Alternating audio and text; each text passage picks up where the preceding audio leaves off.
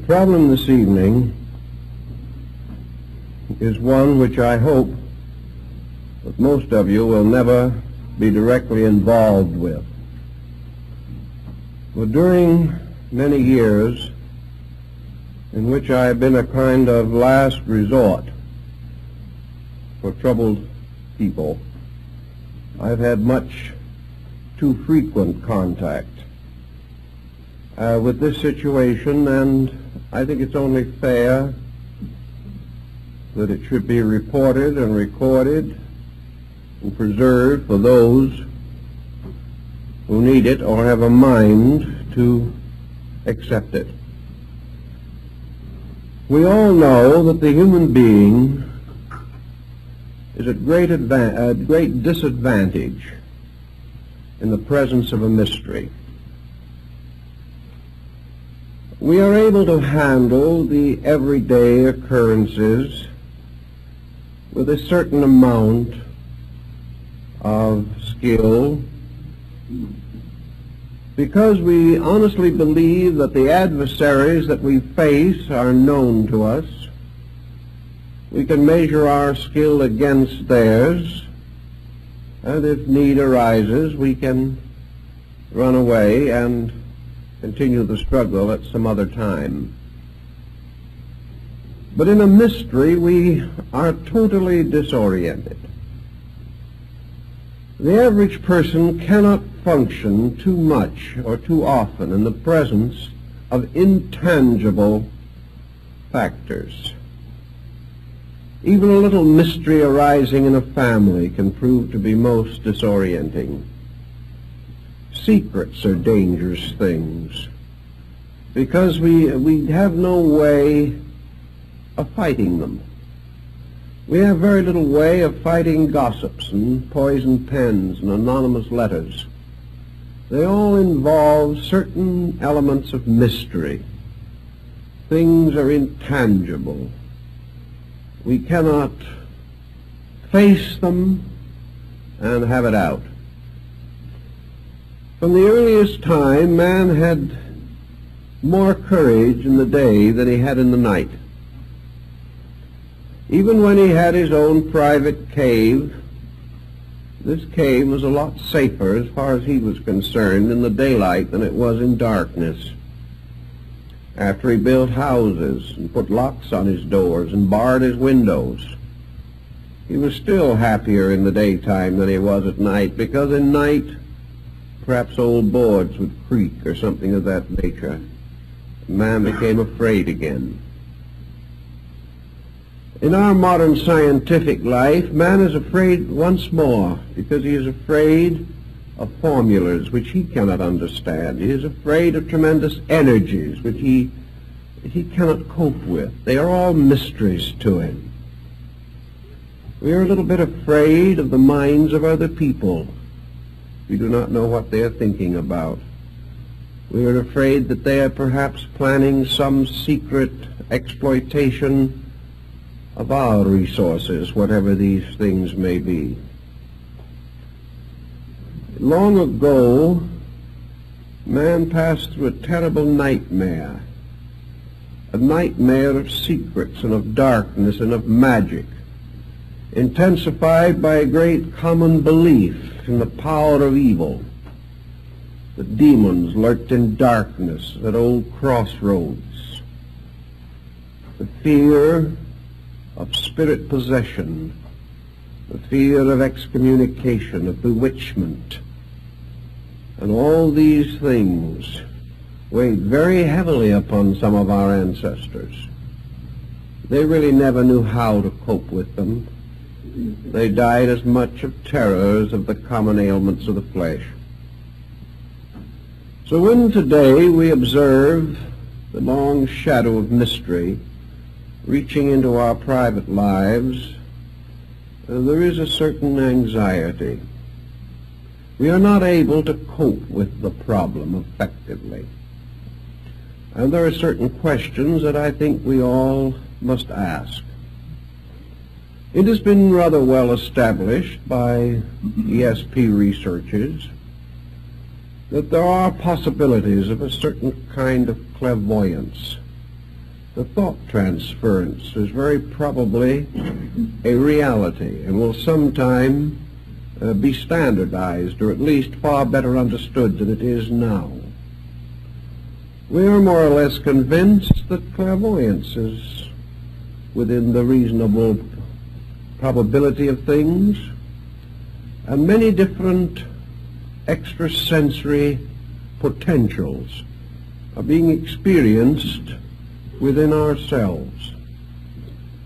To a degree, these discoveries are important and useful and helpful, and perhaps they will support our basic idealism or our conviction that the universe is a far greater and more important place than we have ever learned that it was. But there's always this little lurking problem. So we can put it in a very simple words of one individual who spent quite a sum of money to have mental absent treatments. This individual was very anxious that a certain person that they knew should change their way of life. So they hired someone, a practitioner, to go to work on the issue, and after a reasonable length of time, the object of all this attention did make some changes in their way of life, including a will in favor of the individual who came to me. Well, this sounded like higher mentalism, doing a pretty good job. You would get testimonials very easily for such procedures. But suddenly the person who came to me broke out in a cold sweat. This was a little problem. If they could change another individual and get a will in their favor, was it possible that some other individual could change them? While we were out mentally dominating somebody else, could it be that somebody else was trying to mentally dominate us? Do these processes work both ways? If it is possible for us to send our thoughts to change the life of someone else, could someone else send their thought and change our lives? If we want to make someone else do something they do not want to do, can they return the favor in kind? It is one of these things in which it was a good rule, but it shouldn't work both ways. Each person feels that he has a right to change others, but he doesn't like the thought that somebody might be secretly trying to change him. The moment we get into this problem, our freedom of action, our freedom of thought, all these things evaporate. Where will it begin? Where will it end? If one person can influence us, so can 50 or 100 or 1,000. If one individual can cause another person to have a loss out of revenge or out of spite, can somebody else cause us to have a loss the same way? Like the old Bruja. If we can pray our enemies to death, can our enemies pray us to death? It just doesn't look so well when we open this mysterious door between the commonplace and the unusual. We step immediately into a world, first of all, a region which we know nothing about. We have no background in our own experience to cope with these intangibles. All we have to work with is a tremendous tendency to fantasy in ourselves, an imagination that can get out of hand even with the commonplace, let alone the unusual, and a mind that has very little foundation in any form of essential courage or fact or reasonableness. With a nature, therefore, that is lacking in most of the requirements of prudence and common sense, it is very easy to get deeper and deeper into a world of wonders that can change gradually and inevitably into a world of terrors. It is a rather dangerous situation for the person to suddenly leave behind the landmarks that he has and knows and depends upon and sail out into an uncharted ocean of mystical and occult possibilities. My experience with this type of situation is that 99 out of 100 land in shipwreck before it's over. They might be able to handle the situation with some dignity if they were very wise or very poised or very well integrated. But who ever heard of an individual very poised and very well integrated who ever got mixed up in these things? 9/10 of the potential victims of their own foolishness in this direction are themselves neurotic. They are persons whose lives have been, in one way or another, unhappy, frustrated, pressure-ridden. They are not thorough scholars. They are not deeply thoughtful individuals, trained thinkers. They are persons who have drifted along through the years, studying a little of this and a little of that, joining this organization and then that organization, and most of them in trouble from the mere process of chronic joining. So many of these organizations threaten their members that if the member leaves for any reason, some dark and mysterious curse will fall upon them. This is enough to wreck a life immediately. The individual living in the 20th century still has the old primordial instinct to be afraid of curses and afraid of the evil thoughts of others. And the moment we give these evil thoughts a large place in our own thinking, we can begin to feel these thoughts moving in on us. Our lives can become haunted by the mere fears that arise from negative speculations about the unknown. These speculations didn't rise as the result of certain interest in metaphysical matters. The individual would probably immediately consider the possibility that he's mentally ill. But if this is part of some strange mystical procedure, he doesn't think of himself as ill at all. He thinks of himself as illuminated. He thinks of himself as having reached new dimensions of consciousness. But then these new dimensions of consciousness begin to go to work on him. And before it's over, we realize that he has simply used this strange unknown as a catalyst for his own neurosis. So we can't too strongly recommend that persons be extremely cautious in trying to explore areas where their knowledge is simply insufficient. Now, knowledge in itself is a very good thing. We should know about everything, even things we do not really agree with, or even things we do not want to believe. We should know about them. We should never assume for a moment that ignorance is an asset.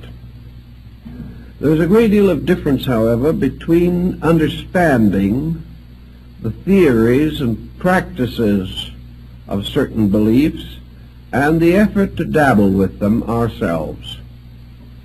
There is no reason why we shouldn't understand the theories behind transcendentalism if it intrigues us. But there are many reasons why we shouldn't dabble with it. Especially this is true where we actually haven't even any very solid groundwork in theory.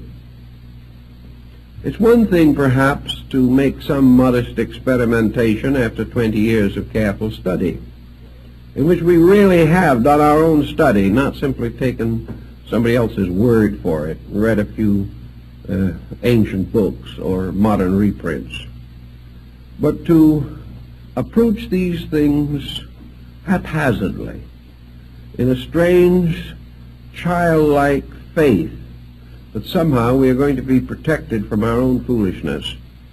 This simply does not pay off, except in terms of tragedy. Now, one thing that's not too important at this stage of our thinking is whether all this weird and wonderful world is a reality or simply a psychological condition within ourselves. whether all this magic is a psychic phenomena or a psychological phenomena is not perhaps so important at this point. Regardless of which it is, it has the same effect on us. And when we add to this a certain amount of coincidence, a certain amount of inevitable fortuity, we can build up a pretty strong case for things that can be very difficult if we're not careful. For example, we know that the average person who doesn't feel well will, likely enough, feel better tomorrow. A very large percentage of symptoms, as every doctor knows, are not very valid. That's one of the reasons why maybe a couple of aspirin tablets or something of that kind will permanently remove aggravating symptoms which have no real essential foundation in a true bodily condition or warning. A little fatigue perhaps, a little eye strain, a little tension, and we have a headache. We relax and the headache takes care of itself. It simply disappears. Now, in the same way, for hundreds of years, medicine made use of the bread pill and other simple formulas, the purpose of which was simply to cause the patient to believe that he had been given important medications, and the patient, completely relieved of his anxiety, got well. He didn't really need any medication at all. This is also the reason why so many patent devices during the middle of the last century were so successful, like the magnetic horse blanket and things of this nature. This magnetic blanket had absolutely no magnetism whatever associated with it, but thousands of people reported amazing and miraculous cures. They also announced tremendous results from various herb concoctions and swamp root preparations, the only medicinal element being alcohol. But naturally it gave a certain note of encouragement, especially if the doses were large and frequent. The individual, therefore, if left to his own devices, will very often feel better, at least temporarily. But if an individual who has nothing wrong with him except perhaps a little anxiety mechanism feels that he is being treated for this, that some other person is sending him powerful vibrations, he gets feeling better very quickly, just like he used to get feeling better on Peruna. It was, there was a certain parallel here. And we come finally to really believe that people are doing a lot of these things for us or to us when we're really doing them to or for ourselves. But coincidence also comes in, plays quite a part in some of these things. I've seen it. And in a little while, we come to the conclusion that thoughts are very vital things, that we only have to send a few thoughts around and the whole face of common sense is altered. This goes on for a time. What ends is finally the individual becomes seriously ill with something, and perhaps by neglecting it, in the hope of some other form of magical cure, reaches a point where he cannot be saved at all. These things have their mysterious negative factors that we have to watch for constantly. Because faith is a wonderful thing, but when it's put in the wrong place and the wrong things are believed in, it can be very costly in terms of health and happiness in life. One of the simplest examples of what might be termed magic that man has used from the very earliest time is prayer. Now, prayer can be a very wonderful thing for the human being. It has a tremendous potential for good. And yet so few of us can use prayer unselfishly. It is so hard for us to really be sincere, even in this. If we really believe that prayer is a power, then this power becomes the basis of a temptation of some nature. Power promises us things. And it's very hard to believe in power without trying to use it to our own advantage or to the disadvantage of someone else. I know people who have spent many years praying that misfortunes would come to another person. How we can do a thing like this in the name of God is difficult to understand, but it happens every day.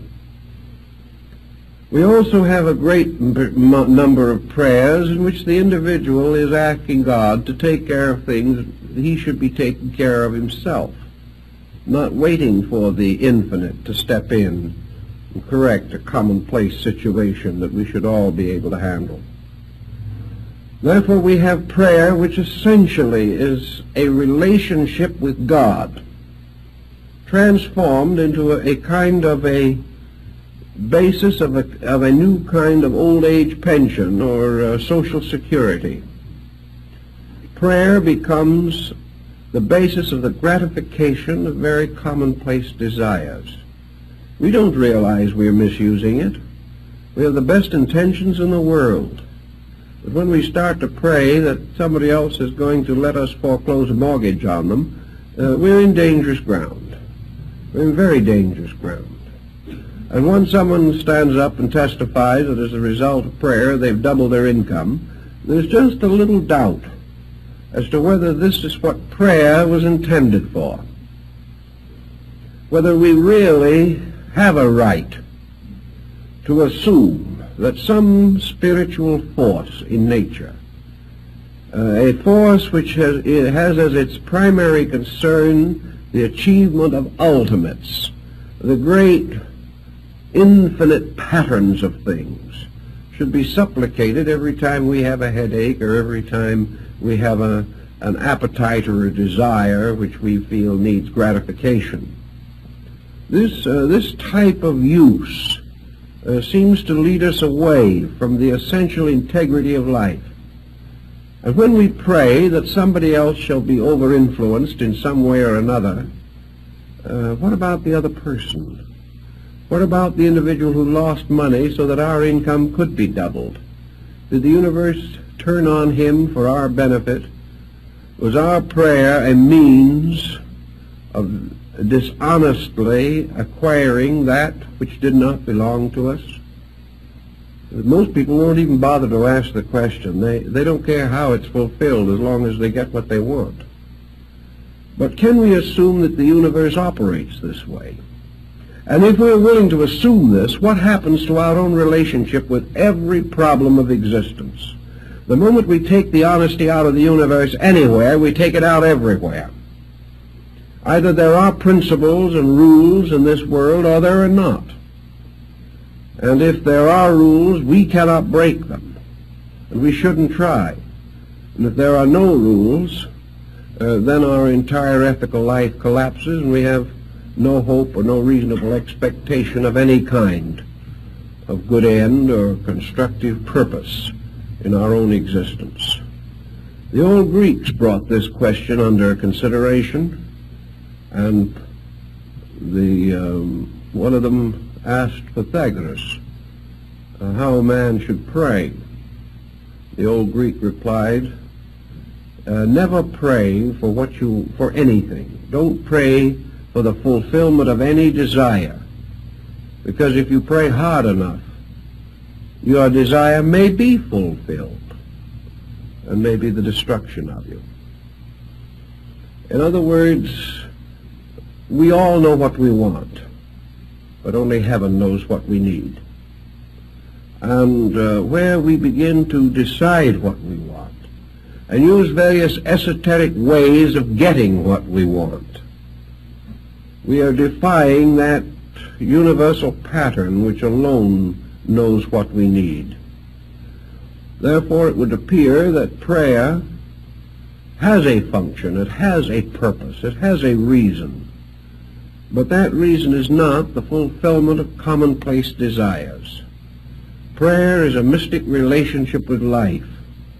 It is man finding the source of his strength in a regular communion with the heavenly power that creates all things. Nearly all ancient prayers were hymns of praise.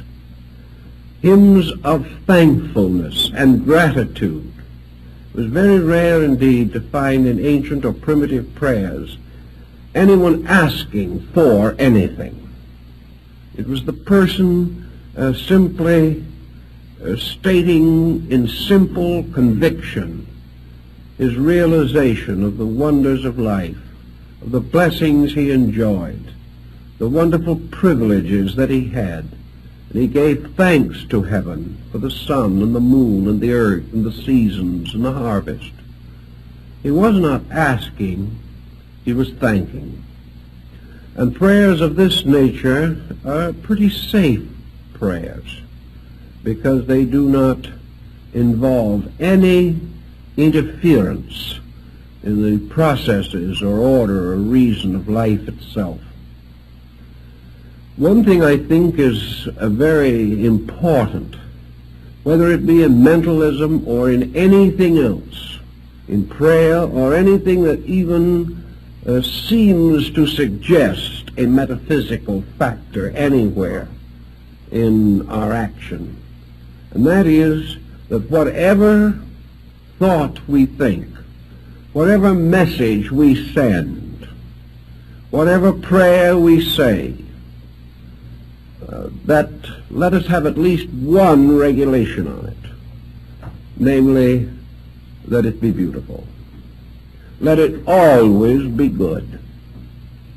Let it always be something that if it so happened that it returned to us, we would be glad that it had returned. That there is nothing in it whatever that could be hurtful or harmful or evil.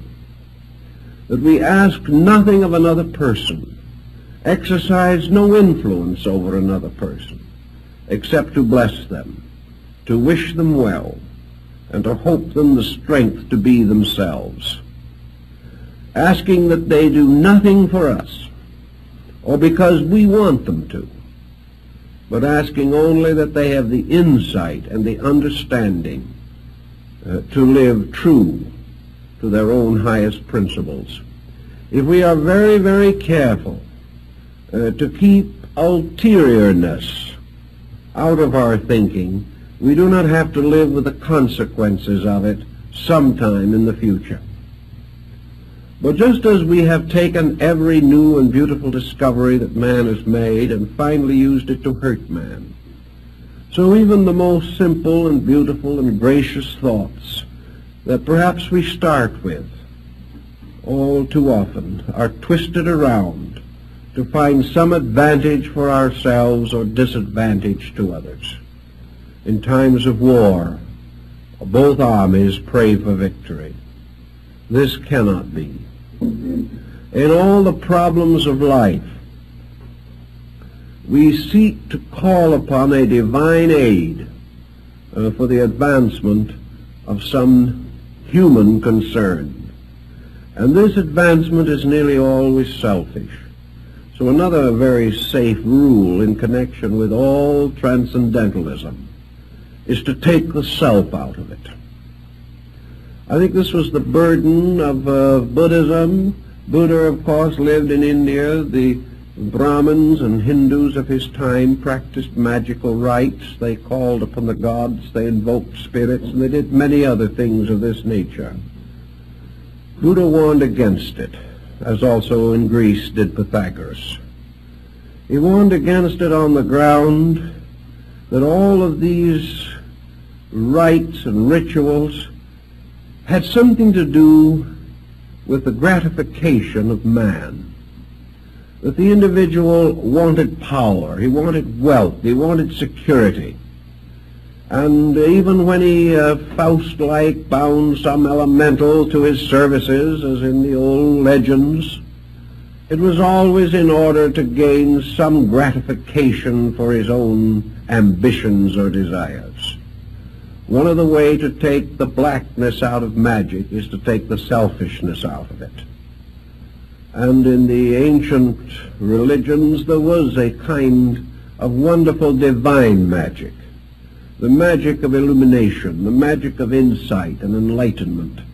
This mysterious and wonderful magic by which man seemed able at times to come into the presence of his God, to stand in the transcendency of the divine principle, to enjoy or to participate in a wonderful experience we sometimes called cosmic consciousness.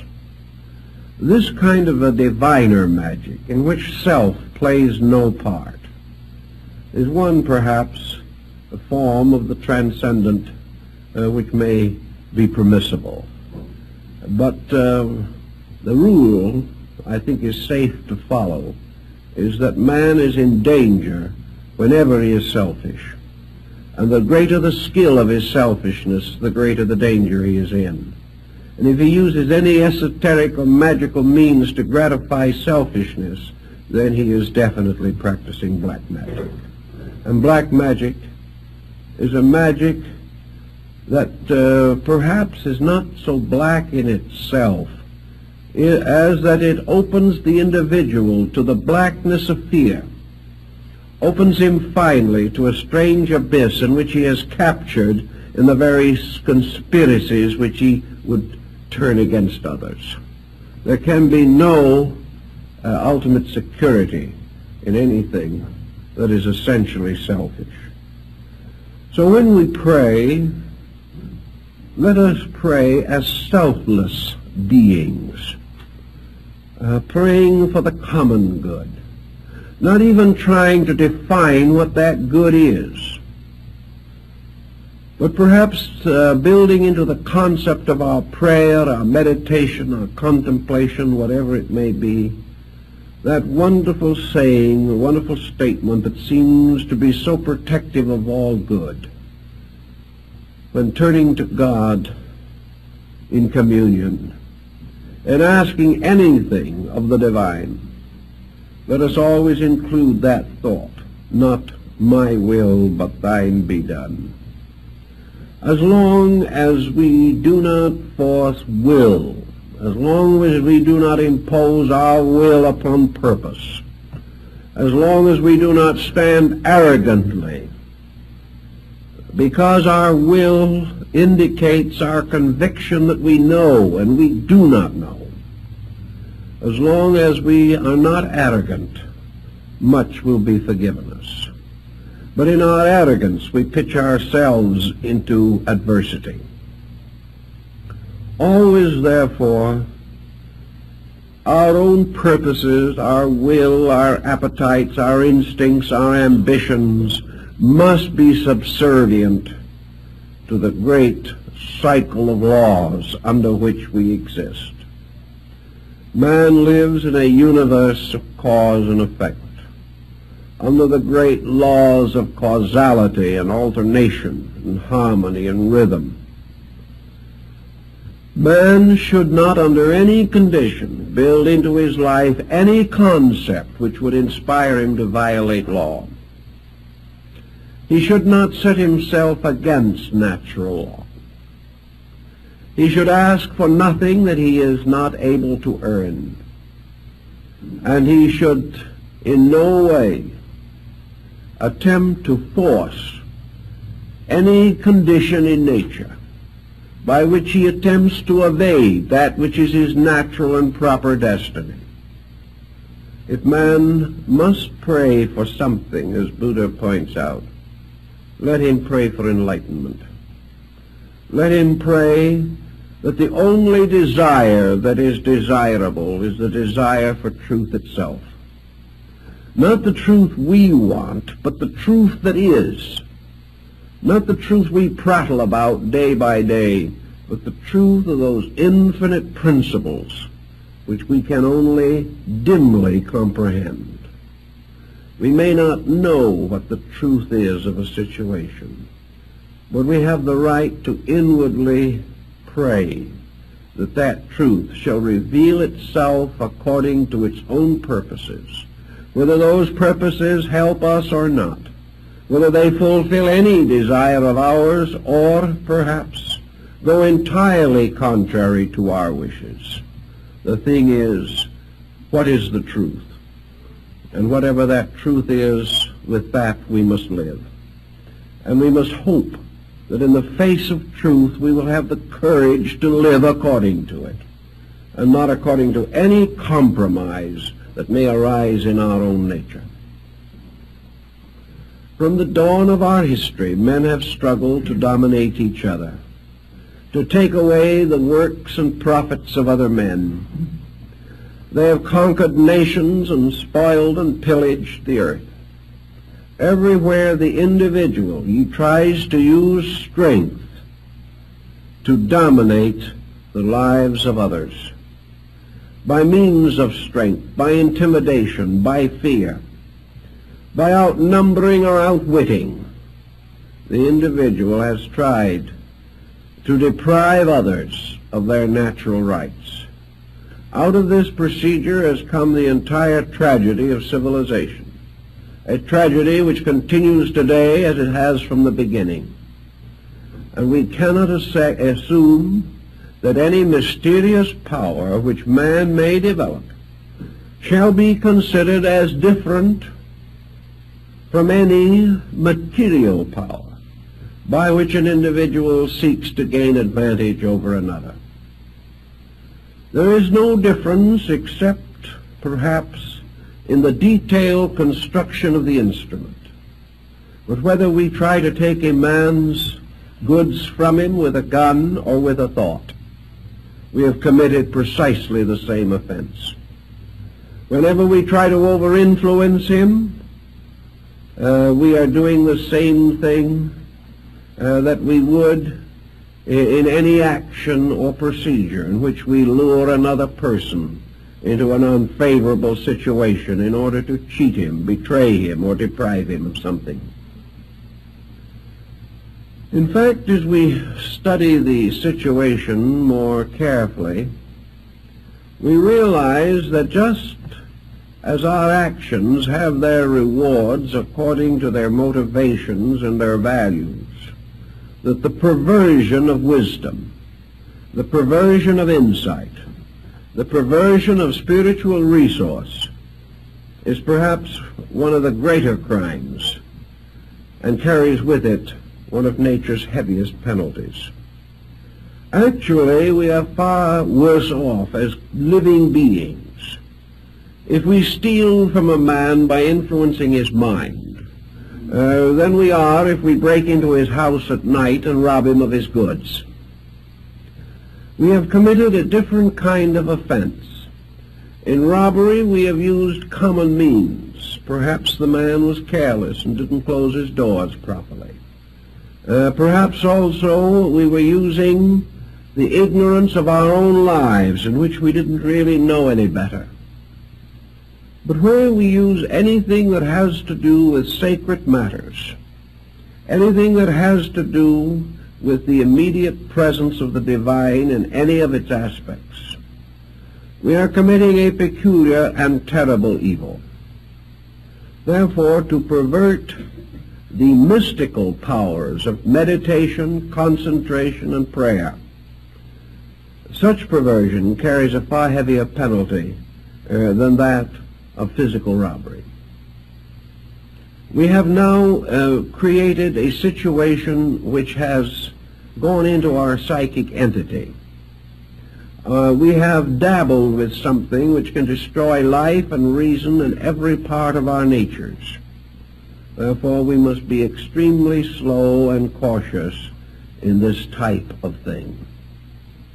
Now, we don't want to spend our entire time pointing out all of these mistakes that people can make, because there are other phases of this situation, and we have to stop to consider the individuals who get into trouble who are absolutely sincere. Many cases that come along relating to psychic problems have not really their origin in any instinct to malpractice. They have many times their origin in the individual's desperate desire to grow. He assumes that growth means for him solution of something. He does have the one weak spot, the heel of Achilles, which has made it possible for him to get into trouble. In his desire to grow, he is usually looking for some kind of a shortcut. He is looking for some kind of a mysterious key that will open for him an understanding or insight otherwise not available. So he is really seeking just a little bit selfishly, and just a teeny-weeny bit dishonestly, but he doesn't know it himself. He assumes in this case that the end justifies the means. He assumes that illumination is the end to which man is intended, and that anything that contributes toward this is good, regardless of the detailed considerations involved. So we have the individual, and it doesn't make any difference where he is or what school he belongs to. Every religious, mystical, and philosophical sect has had exactly the same difficulty from the beginning of time. Where it is the person who really believes that the esoteric truths of life are some kind of a secret, and that it is possible to find the key, buy it, steal it, beg it, borrow it, do some way to get it, and that by means of this key we can suddenly, to borrow a phrase from alchemy, unlock the shut door of the palace of the king. That there is some way, a way in which spirituality can be wonderfully augmented within the individual by some methodology. And of course, years ago, we had a deluge of methodologies. Today they are not so frequent, but there are some pretty intensive ones still left. And people are sometimes wrong in their judgment of these groups. They misunderstand teaching that is intended well, or perhaps the teaching itself is not well stated or well integrated and does not protect the student adequately. So we have a great many people who are in trouble simply because they are trying to be better than they know how to be, and that can get you into complications. This is one of the points that I have emphasized for very, very many years, that the average person cannot handle the development or release of so-called metaphysical values or factors or forces within his own nature. He does not know when a development is legitimate and when it is not. And he does not know where some type of mystical experience begins and some type of wishful thinking leaves off. He just does not know. He cannot really tell the difference between a vision and a dream. He has no way of knowing the difference. For that matter, he doesn't know the difference between a dream and a nightmare. There are many strange and difficult situations that the person cannot cope with. The moment his mind is separated from the commonplace, the landmarks about which he is reasonably certain, he wanders into a mist and mystery which he cannot evaluate. He really doesn't know what he's doing. Now, there should not be this kind of situation. People should not be encouraged or permitted to get into these difficulties. But we can't do very much about it now because the trouble started a long time ago. Back in the gradual collapse of classical culture, the various esoteric arts and sciences of the temples were profaned. These secrets were brought out, initiates broke their obligations, or some even under torture confessed or described things which they should not have discussed. In any event, little by little, what used to be a very carefully guarded way of life became available through the dishonesty or the treachery of members or novices in these subjects, and the old mystery sciences came into the common possession of mankind. Of course, some good was accomplished. It wasn't all bad. For from the temple we got mathematics and astronomy and chemistry and music, geography and history. Practically every science we know was originally part of this secret wisdom. Those sciences which we could turn and apply to the common advancements of mankind have helped, but because they were advanced without the obligations of the ancient temple, most of the secular branches of knowledge have become utterly corrupted, and all knowledge is now used selfishly, whereas in the older times the obligations were such that the possessors of knowledge were bound to right use. This no longer exists as a general policy, unless the person by his own high morality makes a voluntary obligation. But some of the other more secret and mysterious arts were brought out of their ancient symbolisms and from the early sanctuaries of the mysteries.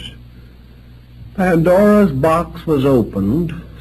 All types of psychic and magical phenomena came to be a little better known and a little better understood than was wise. But the great over-science of which it was a part, the great dedications to the temple which once protected it, the long periods of purification and preparation which once led to the revelation of it, all of these guards and protectors were lost. And the individual was in much the same condition that we were when we discovered nuclear fission and had in our hands the greatest power that man has ever materially possessed, and practically no ethical structure to direct the use of it. This was a situation that was rather serious. And as far as the private citizen is concerned, the esoteric arts are just as dangerous as nuclear fission.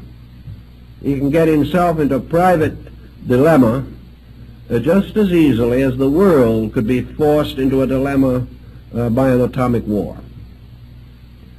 But without the guides and guards around these practices, we developed a whole series of popular systems by which the individual really tried, quite sincerely, to advance his own internal life. He was convinced that somewhere inside of himself was a God, a tremendous power, and that this divine principle within him was stronger than his personality, stronger than his mind and his emotions and his body, and that in some way there was a great security, a great sufficiency to be achieved if man could explore this inner nature of himself and come finally into union with the divine power, the source of his own being. Thus systems and schools were set up for the exploration of these secret processes. The theory was legitimate. The procedures were to varying degrees legitimate. Some quite definitely had strong good points. Others had very few good points. Many of the names that were used to identify these systems were ancient, honorable, belonged to great schools of the past. Some were out of fabrications and proclamations of the mysteries. Who knew? Who was able to tell which was genuine and which was not genuine? Not 1 in 10,000 who became involved in these various procedures. Everybody had to believe somebody, and most people believed the wrong people. So we had more trouble.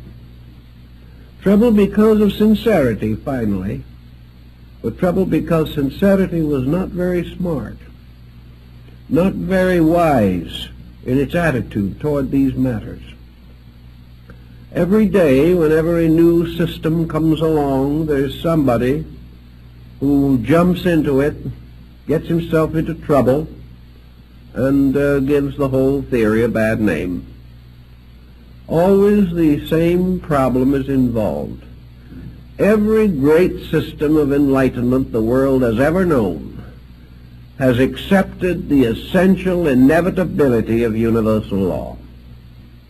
The great disciplines of the mysteries were based upon the law of cause and effect, just as much as the most common occurrences of living.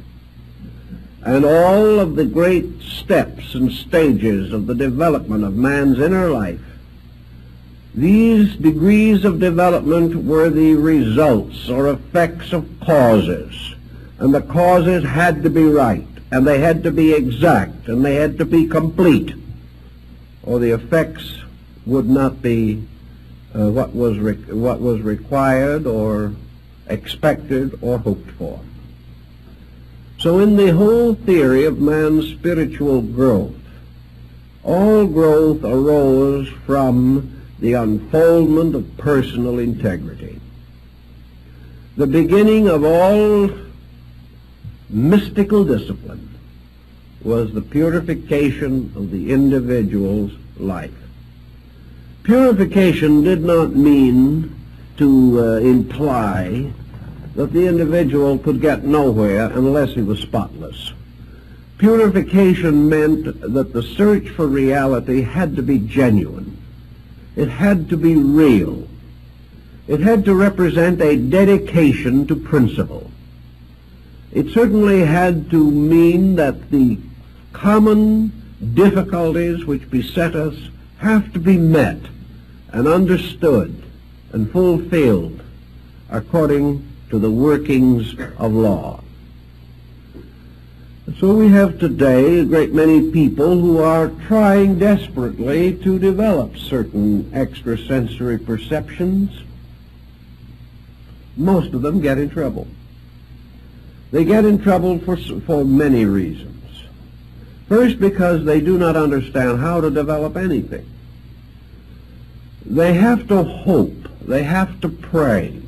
They have to follow some strange, mysterious pattern and have some kind of faith that it will work. Many times, of course, they are following patterns given them by others. And here we frequently hear the wonderful accounts of the secret instructions that folks have received. And many of these instructions are appalling. They represent the most colossal ignorance and effrontery on someone's part.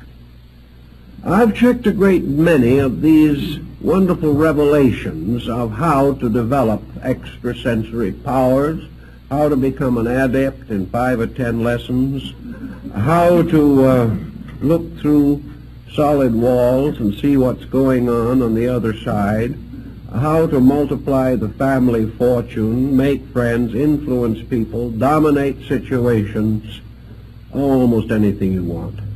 But even apart from these, which some folks are a little too smart to fall for anymore, there are these mysterious procedures which are supposed to be shortcuts to the infinite, by which the individual is all the quicker and the more simply directed to some type of illumination or mystical experience. I have tracked down a great many of them. Sometimes they're in pamphlets and literature, sometimes they're carefully guarded secrets, communicated only from one person to another under the most direful obligations. But where did they come from in the first place? Where do these instructions originate? And I have checked a great many of them, and nearly all of them begin in somebody else's psychical aberration. That is the 100% causing ground for most of them. You finally get the individual who apparently was the pioneer in this particular form of the matter. You pin them down as to where they got this secret discipline that was to save the world. Who told them? What secret or ancient society did they belong to?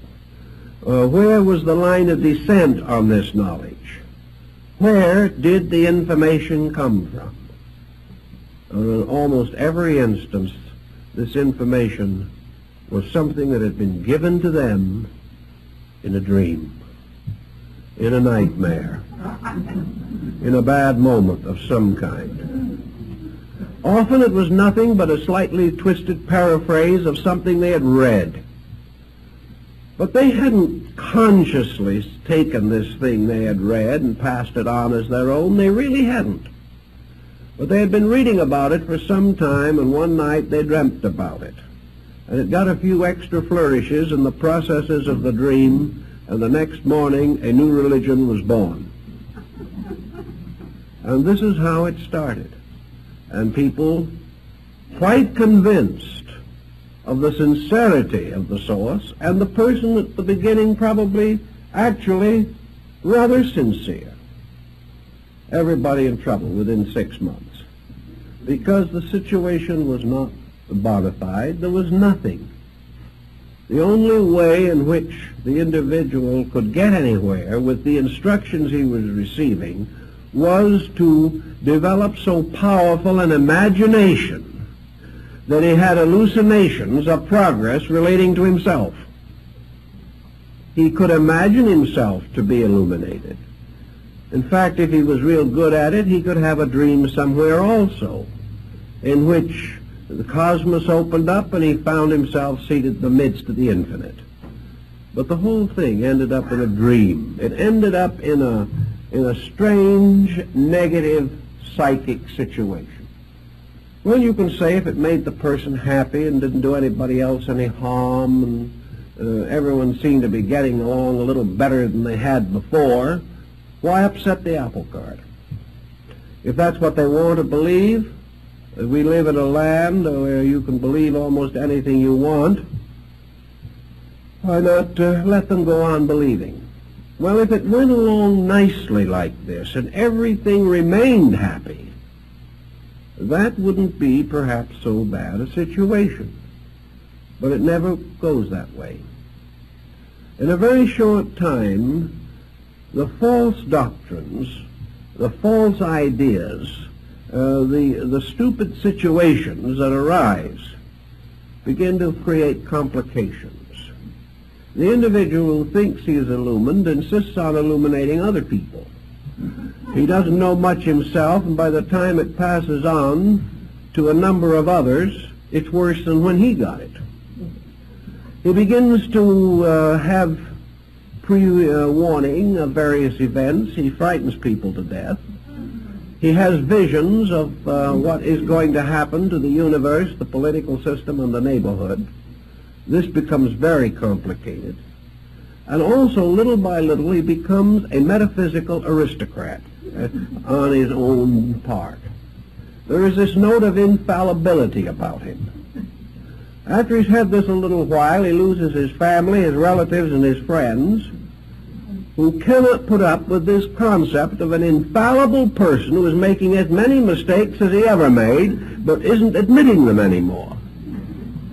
The individual suddenly discovers, or doesn't discover, but others discover for him, that he has stepped out of the stream of life's experience.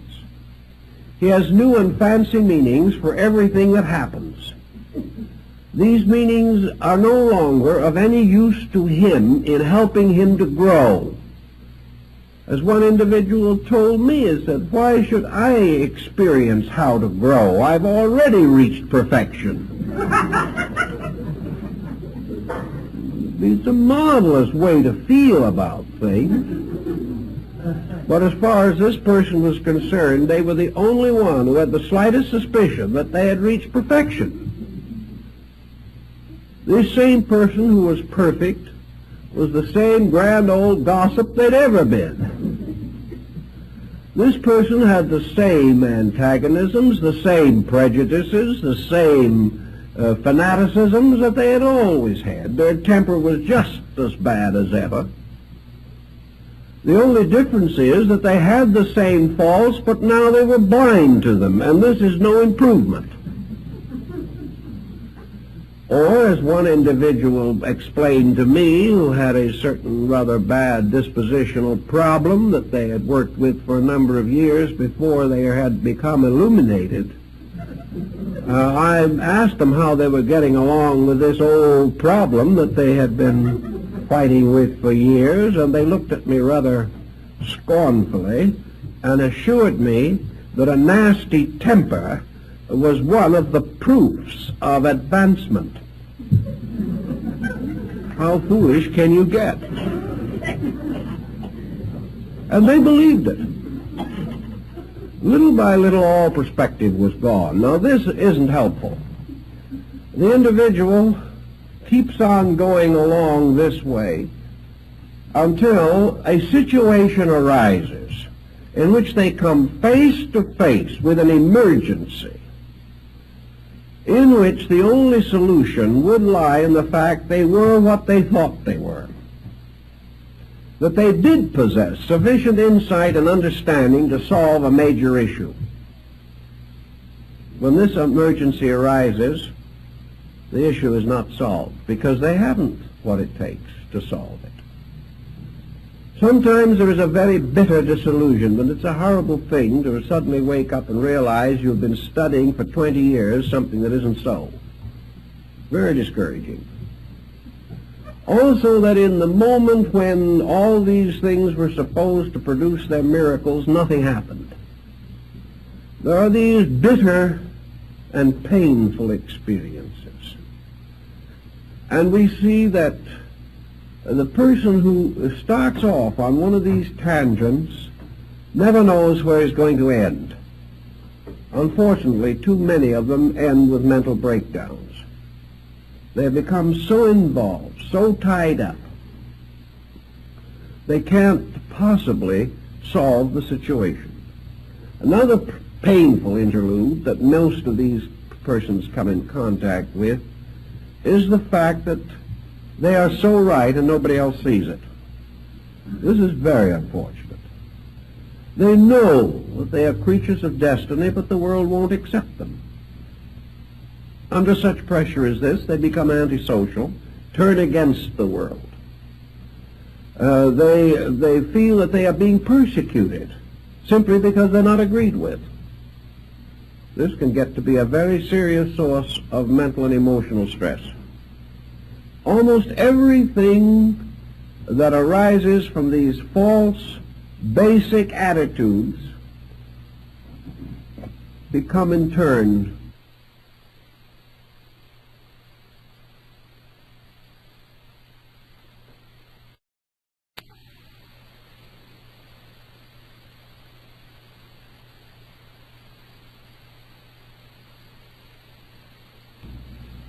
almost everything that arises from these false, basic attitudes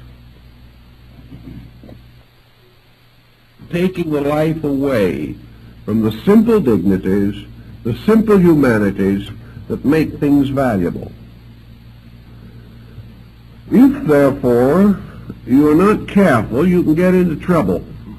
Here's another general phase of the matter which also has its problems, and that is the effect upon health. We've spoken about a little about the emotional and mental stress of these situations. Now let's speak about the physical, the possible damage that is done physically as a result of some of these procedures. Nearly all metaphysical practices involve a certain amount of stress.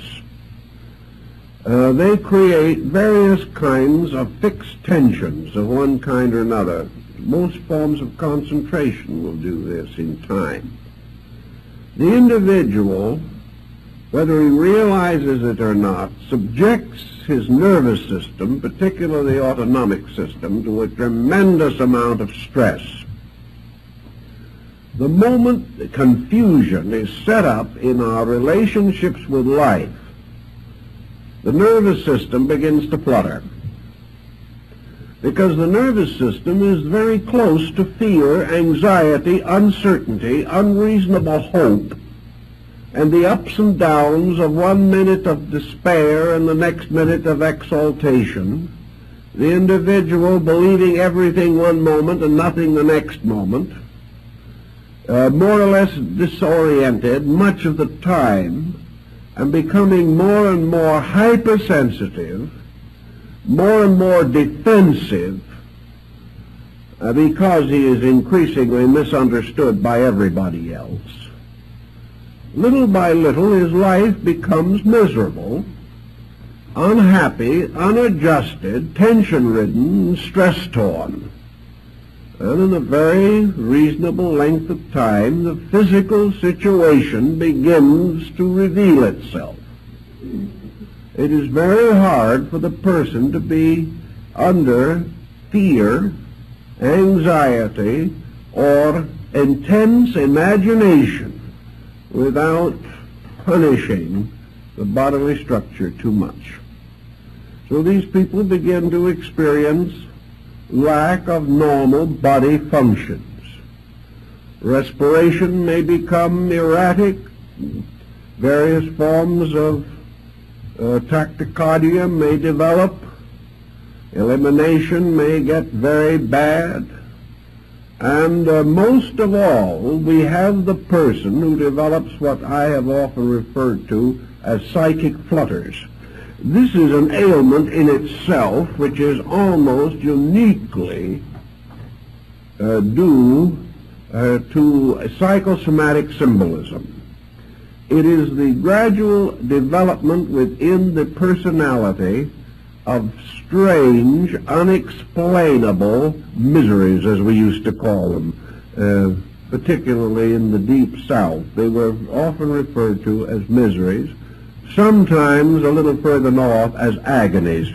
But in any case, they were difficulties. Where most persons who have these psychic problems report strange feelings.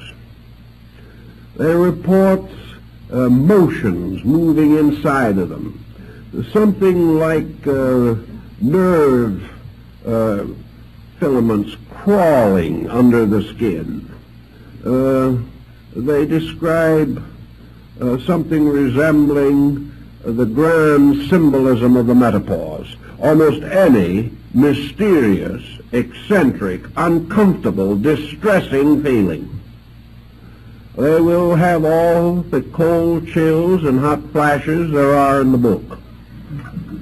They will feel things moving up and down their spines, think their eyes are crossed, have trouble in swallowing, strange, mysterious moving migraines in various parts of the body. They will develop symptoms of arthritis one moment and of arteriosclerosis the next. They have many of them. But they are suffering from palpitations, flutterations, and everything you can think of. And they are sure, almost certain, that these different things all indicate the presence of some kinds of strange entities that are creeping up at them when they're not looking, scratching them when they're trying to relax, whispering unpleasant words into their ears when they're trying to sleep, tormenting their rest with dreams and visions that are not nice and not pleasant, and creating every kind of a nerve reflex that people do not enjoy. This is a very common group of symptoms. I could list hundreds of related symptoms in this area, but I think we have summed it up sufficiently to point out the general theme. To these people, all of these symptoms seem to signify the presence of some other entity, being, force, nature, or substance affecting them. Perhaps they think that some of these mysterious feelings are other people's thoughts bouncing off of them, or something. But as always, this type of thing begins to develop. I think the real answer to it is a gradual psychosomatic transference of total confusion. the individual has lost completely orientation. And perhaps we can imagine that the nervous system, under such complete psychic breakdown, simply loses its own rhythms and its own orderly processes and begins to take on some similitude of the prevailing lack of organization and integration. In any event, we find that a large amount of psychic phenomena ends up with this. Sometimes it gets so bad that there seems to be very little you can do for it. The one thing that might help you can't do in the majority of instances, and that is get the individual to change his own mental habits. By this time he is so convinced that he has no power over the situation that all he wants is a sorcerer to get rid of demons for him. He doesn't have any realization that these symptoms indicate the breakdown of his own natural integration. He is not mentally ill. He is physically disturbed, symbolically. All the mysterious doubts and wonders and hopes and anxieties that developed psychically are now playing themselves out nervously in the functions of the body. And this is an unpleasant thing to have happen. And the moment anybody feels any of these symptoms, stop worrying about what other people are doing to you and start organizing your own resources as quickly as you can. By organizing your own resources, I mean simply get your mind on practical, workable levels of action, train your thinking, control your emotions, find natural and reasonable outlets, and get your mind off of being spiritual. Because if you don't, you're going to have more trouble. Obviously, an individual in this condition is not spiritual. Therefore, whatever method has been used to get into trouble is not the method they should be following if they wish to become wise. So there's no use continuing the present policy. It is obviously wrong, or the individual wouldn't be in trouble all the time. This, again, is a problem that affects good people. People who have tried very hard, but who have lost a certain sense of security. They have been thrown out into a universe that is too big for them, and they weren't smart enough to swim to shore as quickly as possible. And most of these people must learn to swim to shore and to start all over again in the effort to establish a basic groundwork for self-improvement. We often find that other factors do contribute to this situation. Nearly every religious organization and most people involved in them become gradually more or less unnatural in their personal ways of living. They get into trouble this way also, unfortunately. We have all kinds of trick diets. We have all kinds of special exercises. We have individuals forcibly removed or deprived of the common expressions of life which have been theirs over a period of years. We find them gradually developing various frustrations on the ground that the more frustrated they are, the more spiritual they are. This is a good way to get good and sick quick, because the human being cannot take these inconsistent procedures without having some background for them. Now, it is true that every so often you will find a hermit or an old saint in legend, lore, or actual history, perhaps, who has gone away into the desert, into the mountains, or into the forest, and there built his hermitage, and has lived peacefully and quietly apart from the concerns of man, and has practiced his Tao or his Zen or his Yoga for half a lifetime in perfect peace and tranquility. Nothing unfortunate ever happened to him so far as we know, but sometimes we're not quite sure how far we know. But at the same time, the rumors are that he's done well. Now this is all right. It's quite understandable. There are people like this in every human society. There are individuals who are born for the cloisters and are never happy till they go there. There are people who have always wanted to live strange lives of unselfish dedication to other people. They're really most content in some field of religious service. They have no strong attachments to worldliness. They find material living uncomfortable and unpleasant. They do not want to run away into doing nothing, so they would rather live in a dedicated service to some cause. And many of these people are very useful, and they do wonderful jobs. But they are generally useful and do well under the strong supervision of a system. And they become teachers of the young, or nurses of the sick, or guardians of the aged, or something of this nature. But they live and function, and their religious life is dedicated to rather practical, commonplace labors, which they perform in the name of their higher spiritual ideals. This, in many instances, works out very well. But to take everyone, to take people from here and there and everywhere, and impose these kind of restrictions on them, will most certainly end in psychological and probably physical disorder.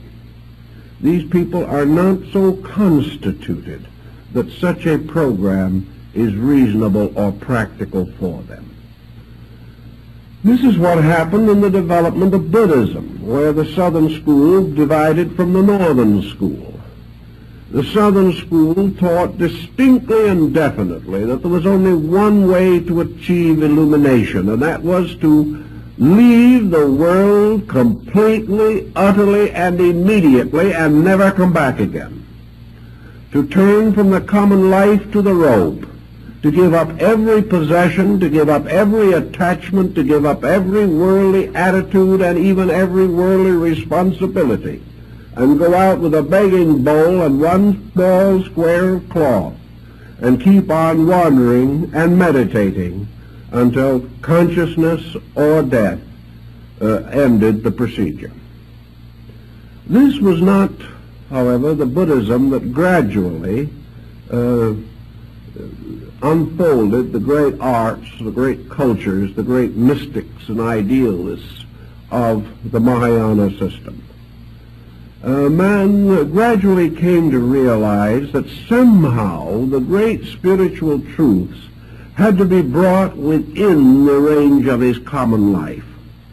It became necessary for him to think of the way of liberation for the householder, that the father and mother with children and family and business had to have their part in this great pattern of enlightenment, that it wasn't to leave everything and to depart into the unknown, but in some mysterious way to increase in grace, insight, and understanding every day, to find in the commonplace the source of enlightenment and inspiration, and also to realize that for the majority of mankind, simple idealistic devotion to principles was the wisest and best way to grow. That sometimes if the person had the internal requisites, if he had brought forward with him from some previous life a degree of insight that called for the development of some extrasensory perception, it would come in due time of itself. And of course in the northern Buddhist system, that was the last thing anybody asked for or expected. They did not practiced their religion in the hopes that some initiation or mystical experience would occur to them. They practiced their religion because they believed that their religion was the proper way of life, that if they lived this and lived it well and kept the law, they would fulfill their responsibility to God and themselves. The whole purpose underlying this religious philosophy was not the unfoldment of the individual primarily. It was obedience to the law, the glorification of truth by keeping its rules and principles, and keeping them unselfishly, not in hope of enlightenment, but because this was the proper labor of an enlightened human being. Under such conditions, we do know that there were mystics, and great mystics arise among these different groups. But these mystics were persons who had slowly unfolded. They had lived each step of the common life. They had grown skillful and wise in the philosophy of the doctrine. They had gone out and dedicated themselves to the service of others over long periods of time. They had gained practical insight as working with the sick and as helping to solve the problems of the burdened. They had become the counselors of rulers and the friends of princes. They had helped in the creation of good laws. They had helped to perfect arts and sciences. Many of them actually gave skills to their peoples. And Kobodaishi, who was one of the great monks of the Shingon-shu in Japan, is accredited with having given almost as many inventions to the Japanese people as Leonardo da Vinci gave to Europe. A tremendous genius in his own right. He was not a person who had simply decided to be spiritual. He had worked and labored and studied. He had lived with the wise. He made the long and at that time dangerous journey to China in order to come closer to the great seats of the doctrines. He was a master of knowledge, one of the most perfectly informed men of his time, and still regarded as one of the most enlightened men of Asia. These people grew sincerely. They gave everything they had to growth. And they grew not just simply for the sake of being wise themselves, but that they might become the founders of essential and practical movements and organizations. They were great mathematicians, great artists, great musicians, poets, men of literature and letters. And out of the temples and the shrines and the sanctuaries came the great arts, the great modelings and sculpturings, the casting in bronze and in silver. These people were highly skilled. They took the attitude that the more able they became in everyday labor, the more completely they were able to express their spiritual convictions. So that they worked with the law. They became better, realizing that the reward of being better is to know more.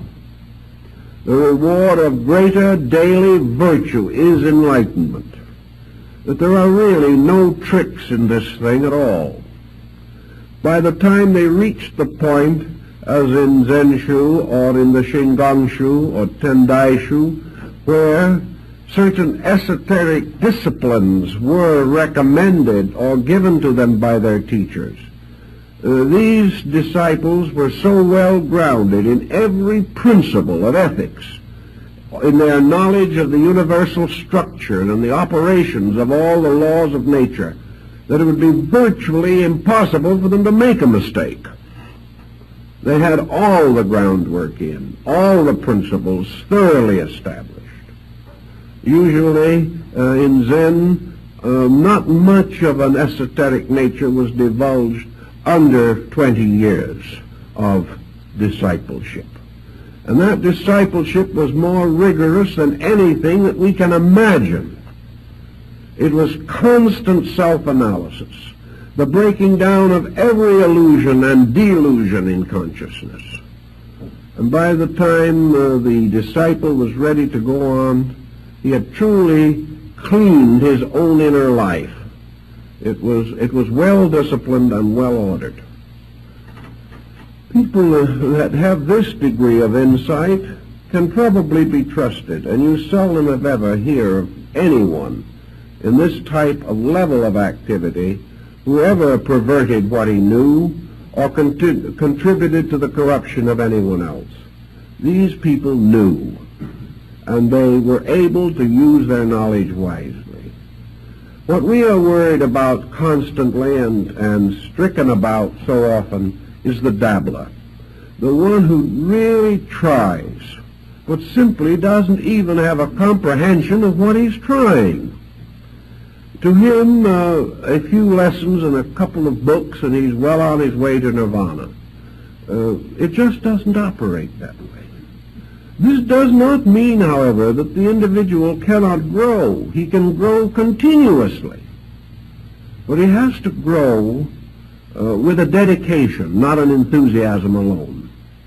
He has to grow along the line which is the most difficult of all forms, and that is self-discipline and self-control. I know more people who have tried to be spiritual without taking hold of their own lives. They can do almost anything you can imagine except what they should be doing, and that is controlling and directing their own conduct. These people are perfectly willing to devote a great deal of time to wandering about the cosmos, but they cannot be patient as people. They do not know how. They cannot really be thoughtful. I know many of them that cannot even be commonly courteous. There is no attention to personal character.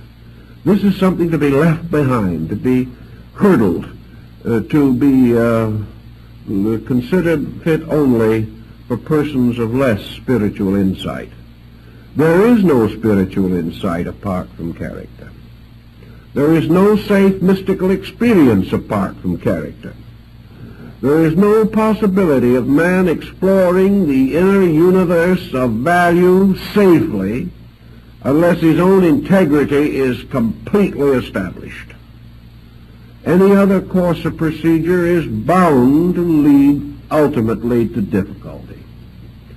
And because no one but the individual himself knows the degree of his insight, each person has to come to some way of judging these things.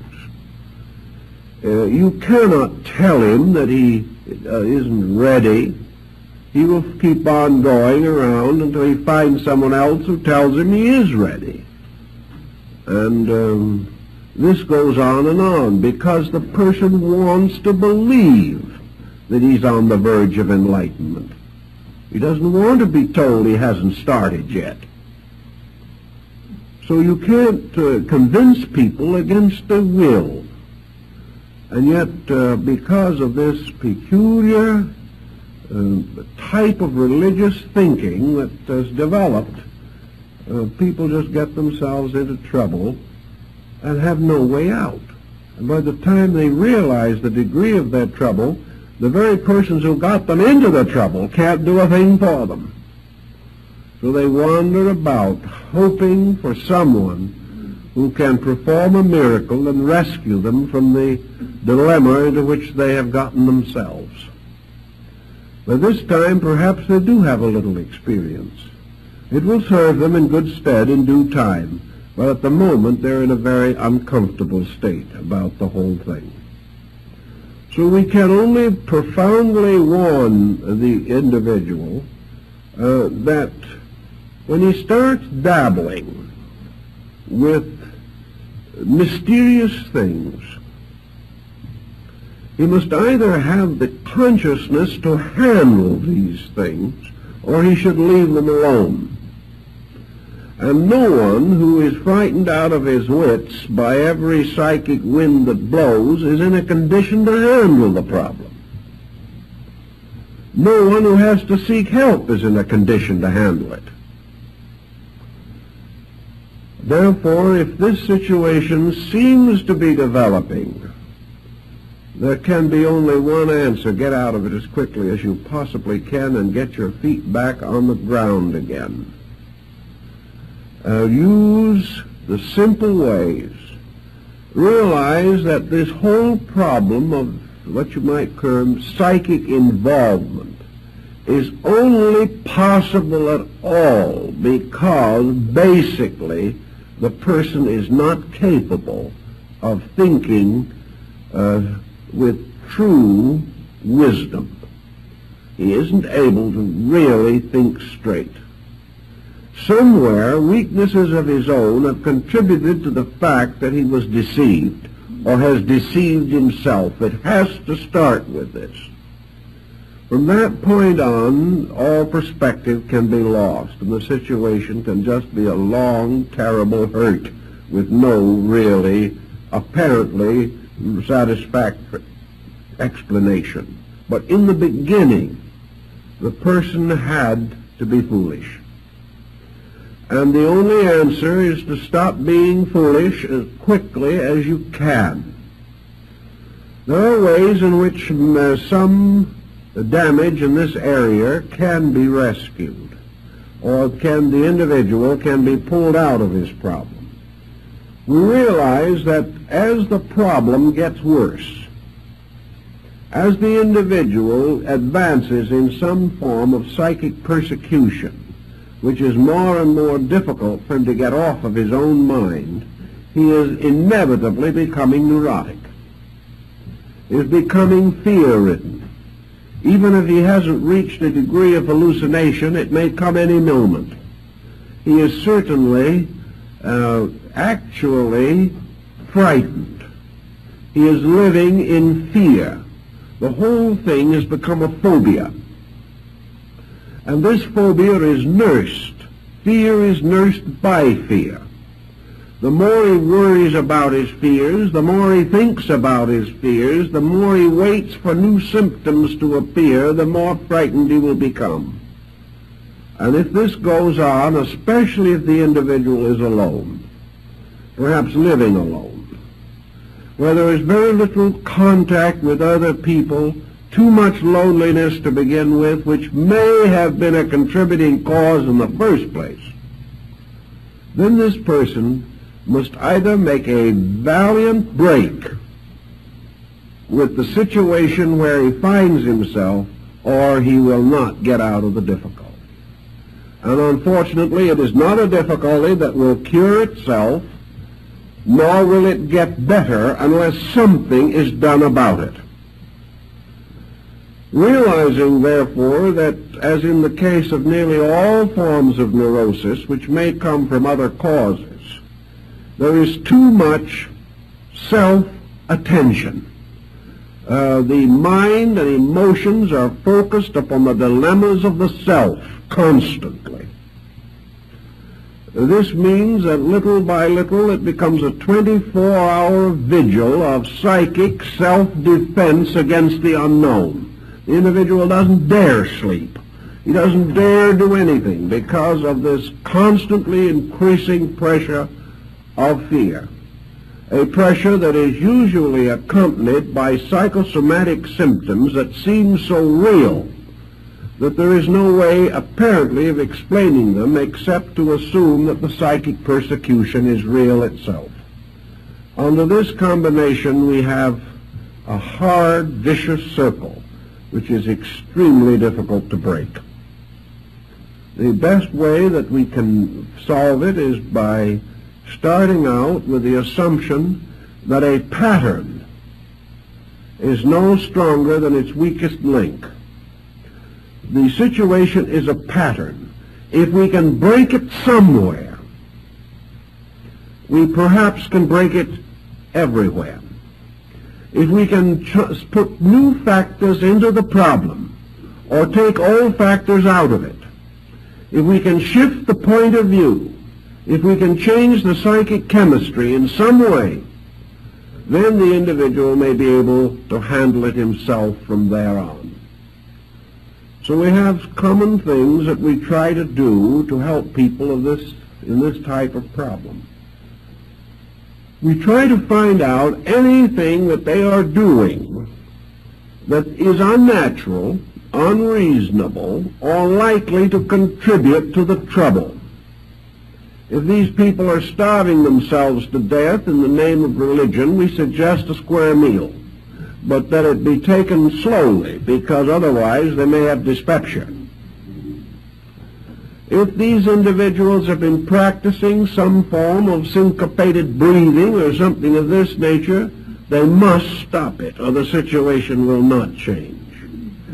If these people have left the world because it is so materialistic and so unspiritual that it is constantly hurting their very, very subtle etheric bodies, we suggest strongly they go back in the world and reestablish contact. That they've got to get out and get back in those good old low vibrations again, because the high ones are killing them.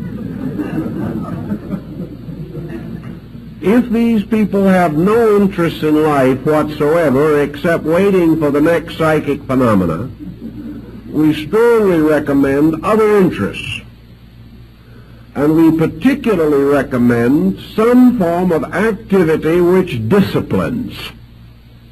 If these people are retired on an income or are divorced and living on alimony and don't have to work, they're in a especially bad spot. These people have to decide that they have to work. They have to come to the conclusion that no matter what they have or how much security they enjoy, they will destroy themselves if they are not usefully occupied. We find then the importance of these people training some part of their natures. And the result shows how badly this training is needed, for so frequently these people are completely unable to take up any line of self-discipline without a massive struggle. These individuals cannot go back to school and take some adult education work. It's too monotonous. In other words, they cannot say to themselves, I expect to do this and I will do it. It's part of the very evidence of the trouble they got into. But you've got to get them out of it. They have to have new interests, new activities, practical outlets. They have to take up studies. They have to discipline themselves. If you want to play the piano, you discipline yourself. If you're suffering from a bad psychological or psychic condition, if you're unable to control these vibrations that may or may not be entities, it is simply because of lack of discipline. If you will discipline yourself somewhere, it will show all over you. Therefore, if we can get this individual who has never made up their own mind clearly on any subject in their entire lives, but who thinks they're just on the suburbs of heaven, if you can get this individual to go out and study music for 5 years, doing scales for the first 3, and insisting that their own hands and their own minds will do this. Or if you can get them into a group of Sumi painters and make them learn to make circles and bamboo joints on paper with black ink for 3 years before they're allowed to put a leaf on them, these people get well. Why? Because they have suddenly learned that they can make their minds and emotions do what is required of them. The person becomes positive. He has some accomplishment. He has some ability. It usually takes from 1 to 3 months for a discipline to become a fascinating thing. The first 2 or 3 months, it is drudgery. But if a person really has some qualities within his own nature, he will develop a growing interest in the new things that are of interest or value to him. So if he can hold on for 2 or 3 months, the subjects will probably take over a large part of his habit mechanism. He will then go on and find that he has learned how to learn. If he will do this and gradually develop disciplines, he will then be able to turn these disciplines to the direct problems that are probleming him. He will be able to turn these disciplines to fear. He will find that he is able to control fear in himself. He will be able to control his own spiritual ambitions and realize that he's probably not quite ready for nirvana. He will be able to recognize that it is possible for him to go home into an empty house, perhaps, and build there a world of interesting values because he has become an interesting person. It is from ourselves that the environment in which we live must radiate. If we are negative, the environment is negative and afflicts us. If we are dynamic in ourselves, the environment in which we find our daily living becomes itself a dynamic source of inspiration. Everywhere the individual achieves his spiritual integration by becoming master of his own instincts, appetites, impulses, and fears. So if we can create in the person new interests, if we can cause this person to become more concerned over someone else than himself. I've known 2 or 3 cases of this spiritual problem in which the individual was suddenly transformed by an unavoidable responsibility. They suddenly realized they had a duty that had to be performed. They rose magnificently to this responsibility, and the psychic problem vanished instantly. But there has to be something bigger than our fears. If we start correctly with our philosophic growth, truth is always bigger than our fears. But too many people live in a universe in which truth is lost. The moment we stop believing in forces of evil persecuting us for no reason, we have betrayed our own faith in the universe. There is no other answer. But we do not know this. We can't think it through anymore. We've lost our perspective. We're simply hurt. And where we are hurt, there is no justice. We have to restore these values. We have to straighten them out and build again a pattern of positive conviction on which we can live.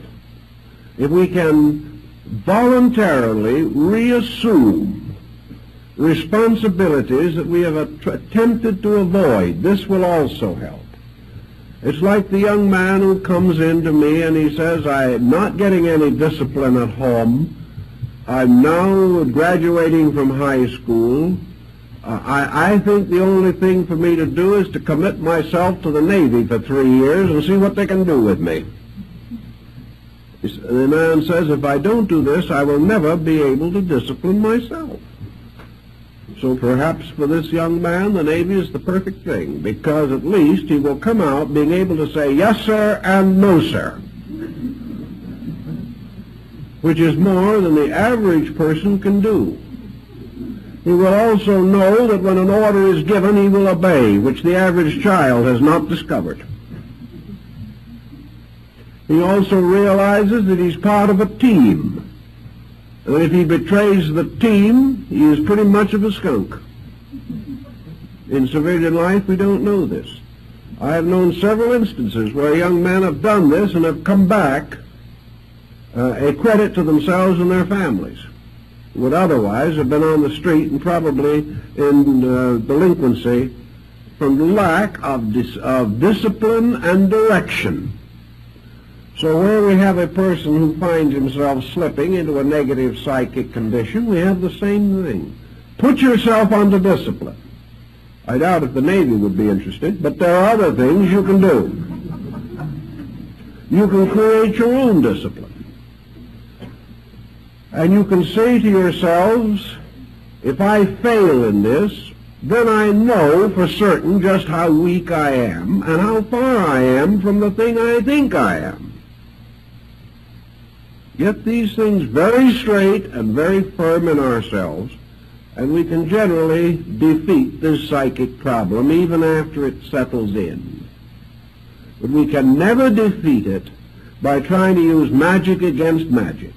For the bigger the invocations and formulas and charms we make, the bigger the other side makes. And if we have the super charm, they have the super charm, and so it goes on to infinity. Because we are dealing with a thing so abstract, so elusive in its own proportions, that we really never know whether we have one or not. Under these conditions, the only answer is to take hold of the matter. If you're not in that kind of trouble, stay out of it. And be grateful that it has been your wonderful privilege to be able to grow without seeing things. If you are seeing things, either have your eyes attended to immediately, or begin to dig into basic systems of thinking that are going to give you a dynamic, vital, meaningful pursuit in life. And under no conditions, if you are miserable, unhappy, defeated by life, run to some form of psychic phenomena for escape, because it is escape only into misery. If you can keep these thoughts rather clearly in mind, I think you will realize why it is not good to dabble with this sort of thing. From an experimental stage, it is very foolish. It is like experimenting with poisonous serpents, or experimenting with some deadly material that is liable to explode in your face at any moment. Do not experiment. Do not play games with life. But realize that if you really want to make philosophy your journey, as Plotinus said, build a solid knowledge supporting a well-disciplined, well-integrated character. Then as you naturally grow and properly develop, any spiritual graces that you may require for your proper growth will be added unto you in due season. In this way, you won't have any trouble. Thank you very much.